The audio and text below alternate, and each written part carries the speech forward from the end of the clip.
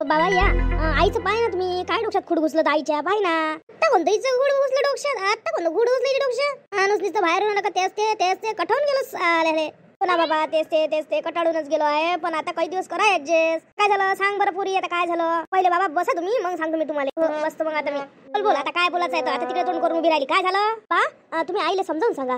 आई कशीच ऐकून नाही राहिली, तिनं काम शोधलं म्हणते, उद्या कामाला जातो म्हणते, भांडे घासायला जातो म्हणते, कोणाच्या तरी इच्छा पोळ्या लाटायला जातो म्हणते. सांगा तिला आता जाऊ नको म्हणून. मी तिला लय समजून सांगितलं, ऐकून नाही राहिली ते. आता काय होते उठलं काय काय कायच काय जायला लागते, बस ना घरात. पोरीने समजून सांगितलं तर समजून नाही राहिलं का तुला? हो मला तिने समजून सांगितलं, समजून राहिलं. पण आपल्या पोरीचं लग्न आहे, काही ना काही आपल्याविषयी पैसा लागन ना. ते बोलते एका रंगाची तुमची सून, पोरग काही देत नाही, मग काही ना काही आपल्यापाशी लागन ना हो. म्हणून मी म्हणून राहिली आता जातो बा महिनाभर कामाले, पैसे जमा होते, काही घेऊ शकतो आपण. किती मागून मागणार आहे सुनीले. काय बोलते ना किती बोलते तर. पण तुला कुठं कामाला जायची गरज नाही, तुझ्या पायानं होत नाही. चालली मोठी काम करायला, कुठचं शोधलं, कोणी शोधून दिलं तुला काम? मैत्रिणीला सांगून ठेवलं तर मैत्रिणीनं शोधलं माझ्यासाठी काम. म्हणे हाय म्हणे, तिलेच तर लय दिवस लागले शोधाले. कसं आहे भेटलं दादा, तुम्ही आडू कुठे नको आणू ना. कुठे आणतो पण तुझ्या इकडून होत नाही मग काय. तिथं गेल्यावर काम नाही झालं तर लोक बोलत असते, असं नसते. आपल्या मतानं नाही चालत. कुठं गेली सुनबाई कुठं गेली? कुठं जाणार आहे ते, मार्केटला जाईन. मार्केटला गेली असं, मार्केटला जाणं आहे, खरेदी करणं आहे, पैसे उडवणं आहे, आणि आपल्याला घरात आलं का बोलणं आहे, दुसरं काय आहे. जाऊ दे आई, काय करायचं करू दे. आपल्याला काय करावं लागतं, ती तिच्या पैशानं घेते, जाऊ दे. कोण इतकं मनावर घेतलं मला सांग. काय त्या काम शोधलं एवढं मनावर नाही घ्यायचं. बोलू दे तिला काय बोलते तर. 4 दिवसा अगोदर तिला म्हटलं तर खायचं काय करू म्हटलं भाजी, तर ते काय म्हणे करता नाही येत काय, तुमच्यापाशी पैसे नाही काय, वृद्धाचे पैसे भेटते ना, अशी तशी लय बडबड करे. लय बोलली म्हटलं, रंगाची बोलली. म्हणाले ते लय लागलं म्हटलं, तुम्हाला काय सांगू. म्हणून मी काम शोधलं. उद्या तिचा विषय जाऊ द्या, आता नाही जात मी कामाले. तुम्ही म्हणता ना, तुम्ही नाही म्हटल्यावर मग काय आहे, जाण्यात काय अर्थ राहिला. नाही जात बापा. मी काय म्हणतो, जेवता का तुम्ही? नाही बापा आता नाही जेवत, पोरग येऊ दे. नाही तर म्हणा आम्ही याच्या अगोदरच तुम्ही खाऊन घेतलं. आम्ही अधिक त्याची बायको कळकळ करून कुठं बसतं. आताच नाही जीव धाम येऊ दे त्याईले. जेवून घेतलं तर तुमची सुनी बा अशी आहे ना, जे येईन ते मनात बोलून देते ना, ते तिले काय त्या करा गोष्ट बंद. अधिक तिला माहीत पडन, माहीच खरार पट्टी काढन. जाऊ द्या, जे झालं ते झालं. नाही जात बापा, आता येईन बाई साहेब अधिक. बसा उगे राणीचे बाबा. मी काय म्हणत होती, आता जाऊ द्या आपल्या घरातल्या गोष्टी. आता राणीचा विषय घे ना जरासं. जा ना जवायाच्या घरी आपल्या चिंटूजीच्या इथं, निवायासोबत बोला जराशे. लग्न लवकर काढून घ्या. 8-15 दिवसात होत असेल तर 8-15 दिवसात काढा, नाहीतरी आपण काही करणार नाही आहे. त्याइलेच करायला लावा लागणार आहे. पाहि ना तुम्ही लग्नाचं काही बोलून बघा ना. उगे राहिलं ना कसं जमन.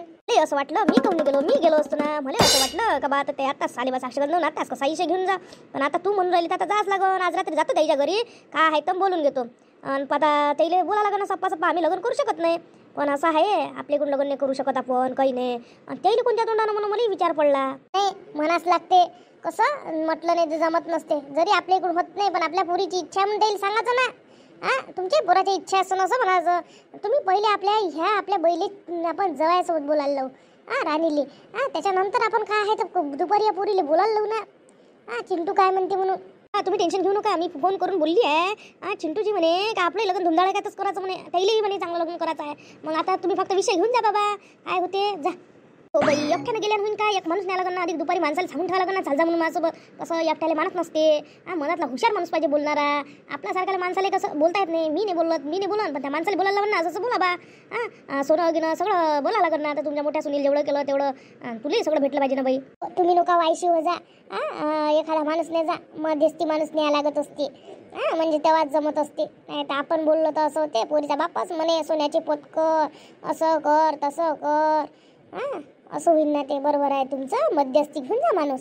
हो बाबा, मध्यस्थीच माणूस नाही. तुम्ही काही उपट म्हणजे कसं इप्पट येते ना मग. हो मध्यस्थी माणसाला न्याय लागत असते. गोष्टी पोरीचा बाप होतो बोलता येत नाही बाई. असं आहे तर काही कामच नाही आहे तर जेवायला जा लागते. घेतलं आपटून. आता फक्त आजीसाठी देवपूजा राहिली. आजी देवपूजा करून राहिली वाटते. म्हणून राहिलं. आता मला आठवण आली विहानजीची, पण फोन करू की नाही करू. कामात तर नसतील ते. आणि आठवण आली मीच कशाला करू, राहू दे. ते करत बसन. त्यांचा फोन आल्याशिवाय मी आज फोनच नाही करत त्यांना. मी नेहमी मीच कॉल करते त्यांना, जशी माझी आठवणच नाही. इच्छा तर खूप होत आहे फोन करायची, पण करू की नाही करू. म्हणून नाही राहिला. काय झालं काय माहित. कोणाचा कॉल आला मला.